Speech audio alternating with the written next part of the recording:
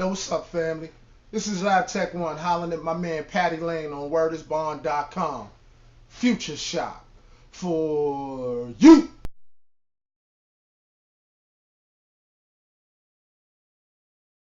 What was it like growing up in Baltimore, and how did I come into this culture of hip hop? I think for the most part, a lot of people, they don't really understand Baltimore. So I'm gonna give you a little insight on Baltimore. During chattel slavery here in America, Baltimore City always had a higher population of free black people opposed to enslaved black people. Baltimore always had like a sense of identity in terms of black folks. Black folks knew they could get here, they could develop community and self-sufficiency in a way that they couldn't anywhere else in the South, because technically Baltimore is a part of the South. It's below the Mason-Dixon line. So Baltimore has a legacy of free black people, you know what I mean? And even though it's not always recognized in the 21st century with a lot of the problems we have, but that's a spirit that's underlying this city, and I think it resides in the soil, it resides in the buildings, it resides in the DNA of those of us that have ancestors that came to this city during the 19th century and the early 20th century, such as myself. Baltimore City is predominantly black. It's about 63% black folks. This is a black city. This is a chocolate city for real. It's kind of weird because there's not a large population of Latinos. There's not a large population of Asian peoples. And there's only about 33% white folks in this city. So you have a dynamic that's unlike any other city, a major city in the United States, where this is a chocolate city. You walk around, you'll see more black folks than anything else. I think that probably was a major impact on my self-esteem, my identity, and a lot of the things I perceived of myself in terms of the potential. And within that legacy of art and culture, we have Pennsylvania Avenue Royal Theater. Has always been like a jewel of the Chitlin circuit. James Brown owned a radio station here in Baltimore City, you dig? But Baltimore has always had a rich culture of the arts, and we've always had a deeply rooted black community. So within that context, the culture of hip hop was basically an extension of the so-called African identity of black people. What we did on the continent of Africa, the value of the word, the value of the ritual, the value of tradition, the value of rhythm, the value of call response. All these things are aspects of what we now identify as hip hop culture. Baltimore City has always been deeply entrenched in that. So, hip hop culture, I saw some of the early genesis of it with youth culture from my older siblings, you know what I'm saying? For me, growing up in a city like Baltimore, it was really a matter of legacy for me. My father grew up in this city. He was a soul singer and a band leader here in Baltimore City. It was only natural that growing up in a black city where there was so many different aspects of culture and art, having a legacy of my father being a musician, my father being an artist, my father being a writer, hip-hop culture was natural, it was organic. My older brothers and sisters, they used to Campbell Lock, they used to Boogaloo, I used to do all that stuff in the late 60s and early 70s. So as a small child, I had older siblings that introduced me to aspects of what would become hip-hop culture, as they did it even before it became hip-hop culture. Baltimore City has always had MCs, DJs, B-boys, graph artists, the list goes on. I mean, my experience growing up in Baltimore, I had guys like Z3MC, the Newmarks crew, Kevin Lyles was in Newmarks. This is the dude that signed Jay-Z. He was from Baltimore. He was a dude that made hip-hop music before he worked for Russell Simmons. And I was a kid looking up to guys like Kevin Lyles and Z3MC and, We Rock and Universe and all those guys. So Baltimore City is an East Coast city. This is not a plantation town. This is not a agricultural town. This is industrial, railroad, and we have the harbor, import and export. We have all these aspects of industry, which is really, the cornerstone of an urban environment. I think the influence of hip-hop culture was easily achieved in Baltimore because Baltimore and New York are very close geographically. You're talking about 200 miles away, and culture and art within that realm of like 200 to 400 miles, it travels a lot faster. You have people that have family in New York, they go to New York, they come back, they're breakdancing, they're DJing, and these things exchange and they intermingle within the regions around the epicenter of hip-hop culture, which is the Bronx. In 1974, the culture of hip-hop was born.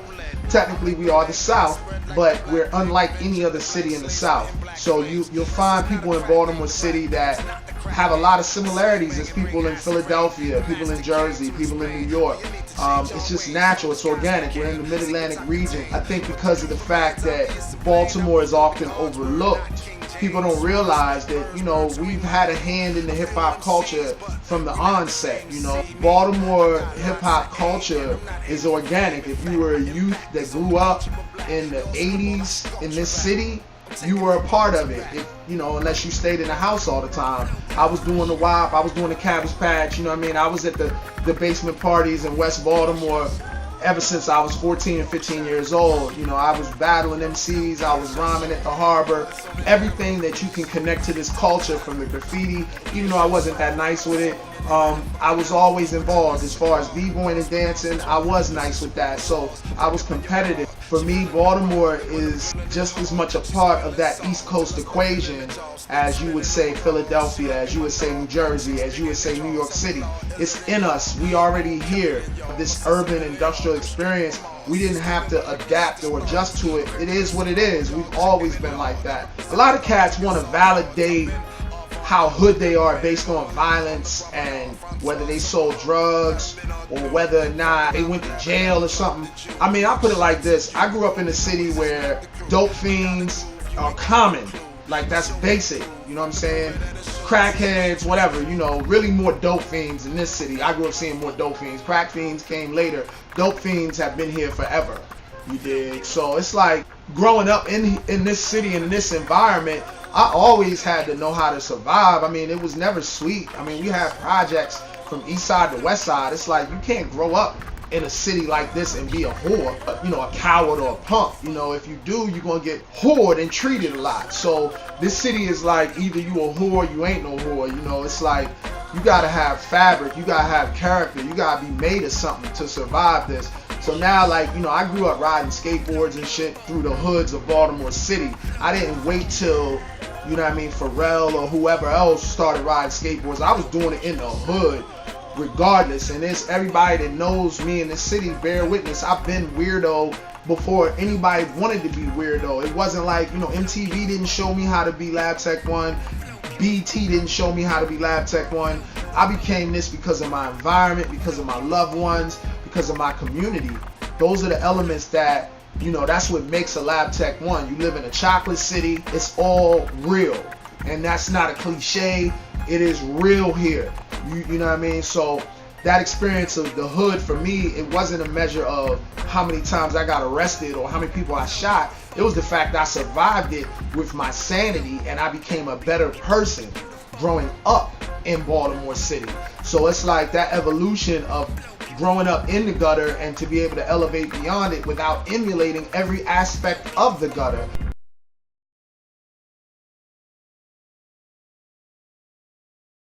I just have to speak on this. You know, these cats out in Oakland, the white girls that rap or whatever, they say nigga.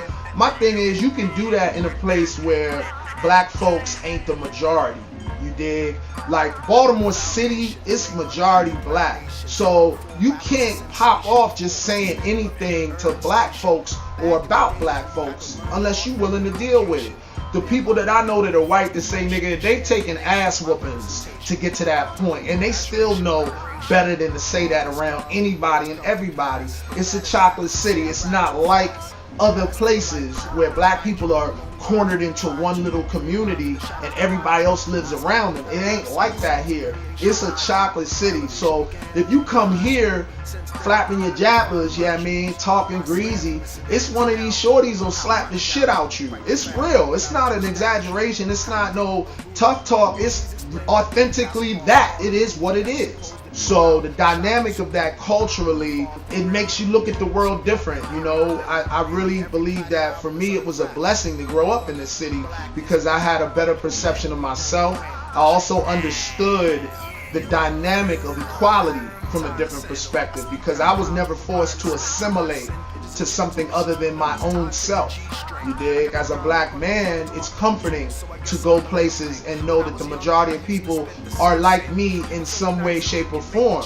And to leave Baltimore and go other places, I become much more sensitive and aware of racism and ethnocentrism and classism, because I grew up in an environment where so many people shared a common bond, and the way we treat each other is basically, you know, prefaced on personality and how you feel about a person more than class or race, you know. And when you go other places and you see that it's really about class and race, it's much more obvious, you know what I mean? It's like if you grew up in a tropic environment, the first time you go somewhere where it snows, you're going to notice the temperature difference easily. You know, I heard the dude, Mr. Fab, say, well, y'all mad because they saying nigga or whatever. He said something about Malcolm X, Martin Luther King. It's like, that's ridiculous, and that's the difference. In Baltimore, it's like, it has nothing to do with Malcolm X and Martin Luther King. It's about respect. Would you say the same thing out your mouth if you was the only one around a bunch of people that was probably going to rip your ass after you said what you said? No, you're not going to say it. People validate their actions based on those people in their environment and in their circumference. So, you know, a lot of people grow up in environments where they can extrapolate aspects of black culture and then get so carried away with it that they can say nigga and think that it's cool, but it's really not cool. I survived the experience of being recognized as a nigga. Even if in my mind I am the supreme being of the universe, I understand the dynamic of other people seeing me as a nigga and how they treat me, how the police would treat me, how jobs would treat me, how the experience of going into higher education is for someone with this black skin.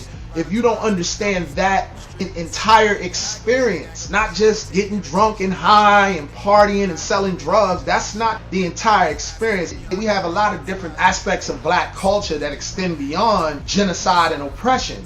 And from the perspective of a black man, for me being a child that had to grow up here, I had to survive the same pitfalls as everyone else, but at the same time, I believe that my identity has been shaped by my survival and my elevation, because I still had to learn how to fight.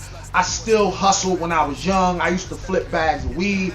I messed around and tried to sell coke at one point. All of those little pitfalls I was able to experience and then transcend.